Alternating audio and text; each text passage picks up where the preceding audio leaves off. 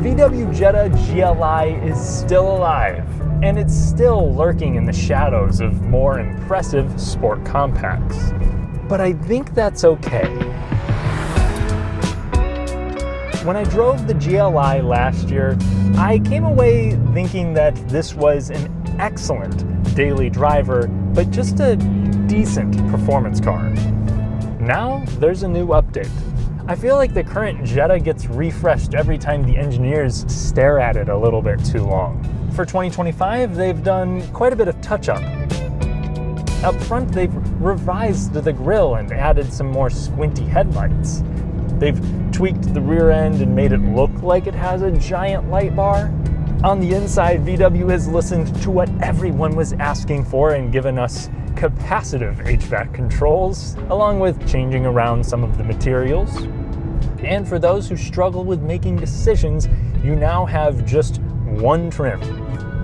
I have driven this car's direct competition since filming my last video in 2023, so I want to go over its pros and cons to see how this thing fits in. Briefly, if you enjoy fun, detailed car content, consider subscribing and hitting the notification bell. Thank you. I'd also like to give a nod to the friendly people at Royal on the Eastside in Bloomington, Indiana.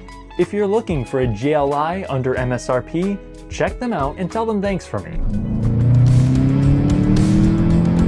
Under the hood, you have VW's long-running 2-liter iron block turbocharged 4-cylinder. Here, it's not going to make quite the power that the GTI does. We're talking 228 horsepower, 258 pound-feet of torque. I think this engine does a couple things really well. One is that low to mid-range torque. I really don't feel the need to go past 5,000 RPM. And two, the sound, which grows louder in sport mode due to some help from the speakers.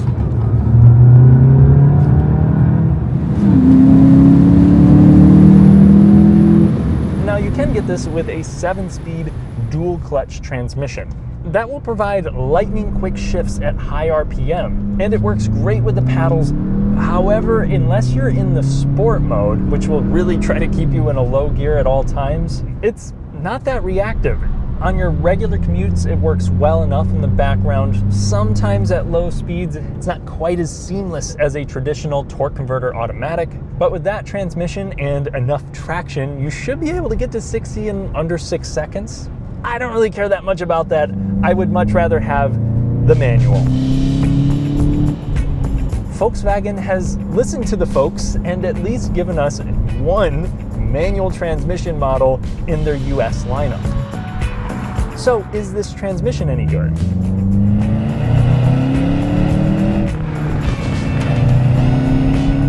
I think so. The clutch is maybe a little long and a tad heavy by today's sports car standard, but I do think it's at least communicating some to my feet, especially at higher RPM. This is a pretty easy car to drive.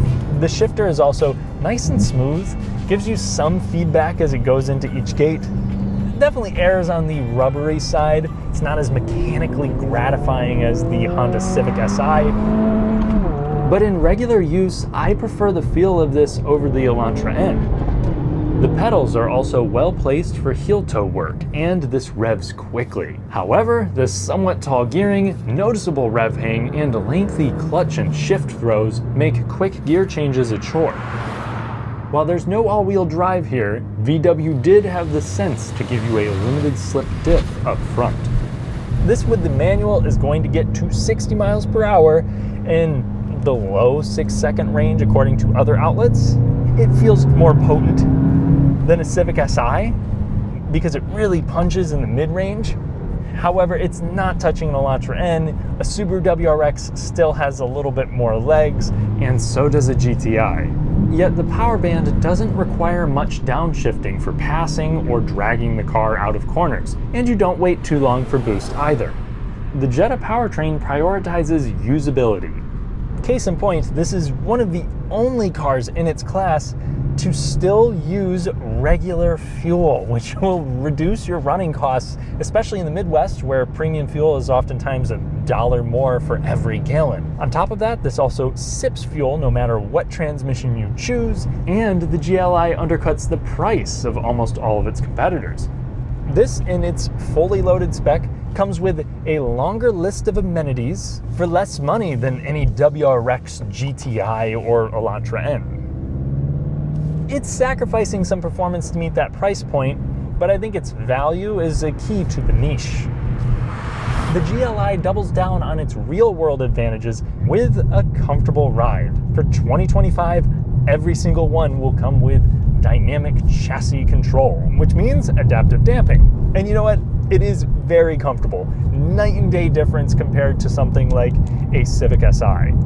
I still feel the road surface here, but the small to medium-sized imperfections aren't really working their way into the cabin. This, for a sport compact, glides over things. I just got done driving a $60,000 Mazda CX-70 and this rides better. Up at highway speeds, I might be getting a little bit more road noise than I'd prefer, but as far as compacts go, this is fine, and I'd much rather drive this over most of its competition on a road trip.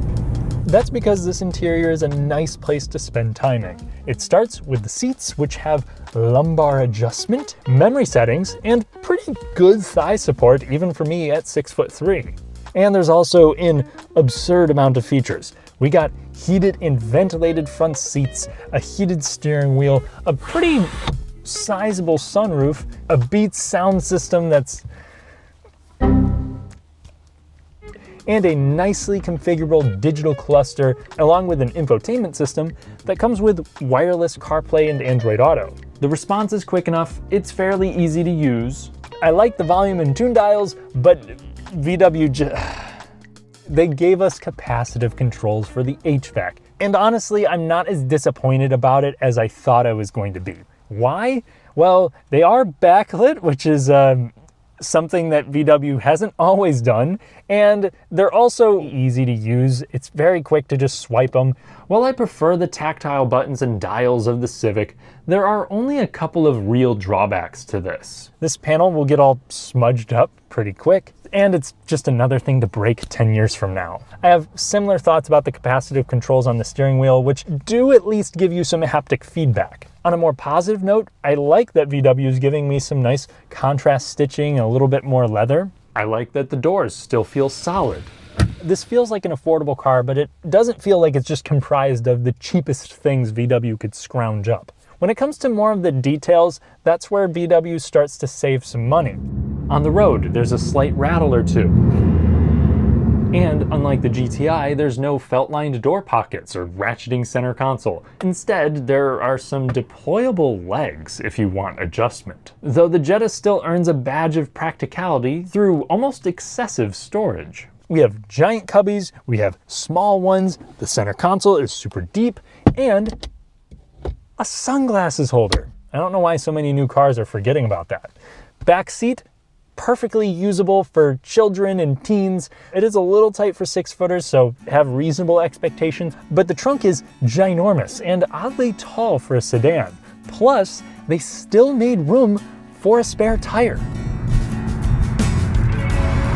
I think one of the biggest drawbacks to the GLI as a sport compact is the handling. So it's not sharp. This doesn't feel too eager to rotate. But with the adaptive damping, I want to say it feels more controlled than the last time I drove it. I do feel like the car is still precise. I like the heft of the steering in sport mode, but feedback is limited, very limited, and it doesn't really build up in the most natural way. While the Civic SI is by no means a super capable car, I do think that feels more dialed in and engaging. Now, I do actually trust this engine. It's been around for a long time. We know its most common fault, which would be leaking coolant, usually from the water pump or thermostat. And for the GLI, I have seen some NHTSA complaints over faulty ECUs causing misfires.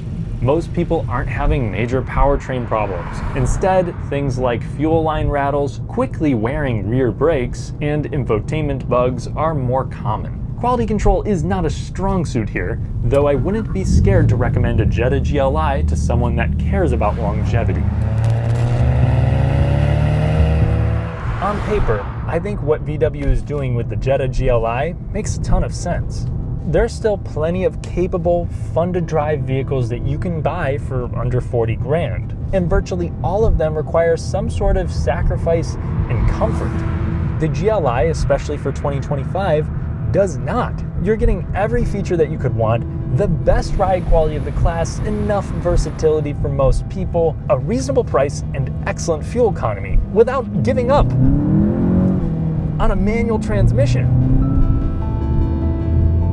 This seems like it would be more popular than it is. However, in a class like this, speed, engagement, and handling are highly valued. This audience generally wants cars they can live with, but they're spending more to get a hard edge. And the Jetta is not hard. This is the Blue Pill Sport Compact. It's comfortable, easy to obtain, and it pretends to be more rambunctious than it is. You could see its tame nature as its downfall, but I think that's what really makes it stand out, even if it doesn't earn much sales. This doesn't beat its competition, it plays a different game. Thanks for watching, and thank you to my channel members for helping me improve my videos. Consider joining for additional content. I'll catch you in the next one.